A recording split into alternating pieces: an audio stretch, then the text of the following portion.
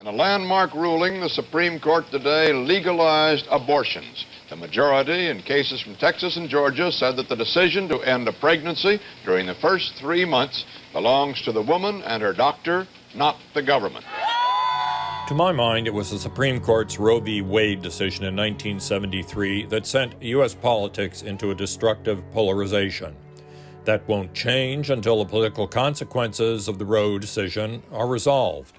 Today is very special to us because for the first time in so many years, we think that there's a possibility of abortion returning to the legislative branches in the states. In early December, abortion returned to the battlefield when the Supreme Court heard oral arguments in the Dobbs case from Mississippi, which passed a law prohibiting abortion after 15 weeks. Should it lead to Roe being overturned, abortion policy would move back to the country's 50 states. Instead of one abortion law, there would be many.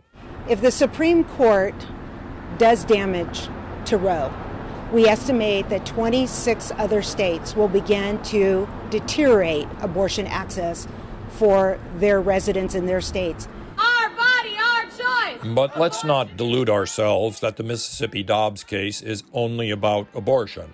The stakes are much, much bigger. Congress passes the most sweeping civil rights bill ever to be written into the law. Roe was decided in the shadow of Lyndon Johnson's enactment of the Great Society and passage of the civil rights laws in the 1960s. For liberals, Washington's rise then as the locus of political authority informs every policy they attempt today, including Joe Biden's Build Back Better bill. Justice Elena Kagan summed up this reality in the Dobbs oral arguments. There's been 50 years of water under the bridge, 50 years of decisions. Overturning Roe would erode the foundations not just of abortion, but of an entire philosophy of American governance. Here's how the U.S. Solicitor General described abortion during the Dobbs arguments.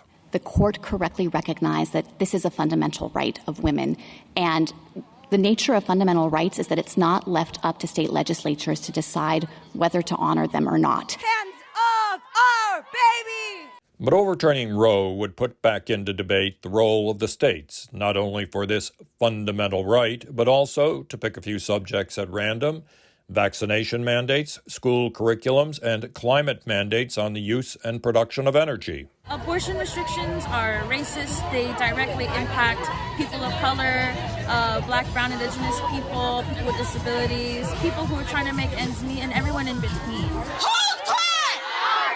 It was entirely predictable that progressives would go into meltdown over this threat to Roe v. Wade. To their mind, Roe and the Great Society legislation settled once and for all the question of where this country's political and moral authority resides.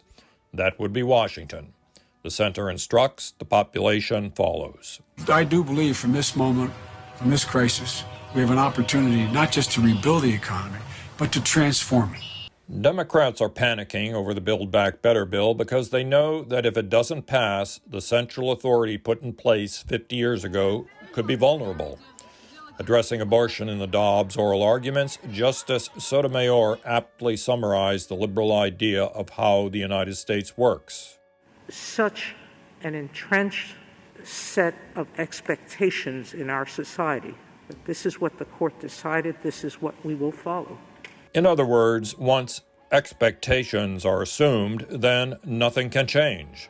If a liberal idea or policy remains in place long enough, we are expected to simply follow. Would a Supreme Court decision sending abortion policy back to the states disrupt American politics?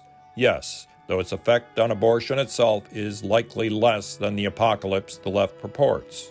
Our fear is that people will do things that are more harmful to themselves, and that we will go back to seeing more women end up dying because they don't want to be pregnant. The greater good would come from using the United States' longest political war over abortion to show the American people that change is possible, if not in Washington, then in the states where they choose to live.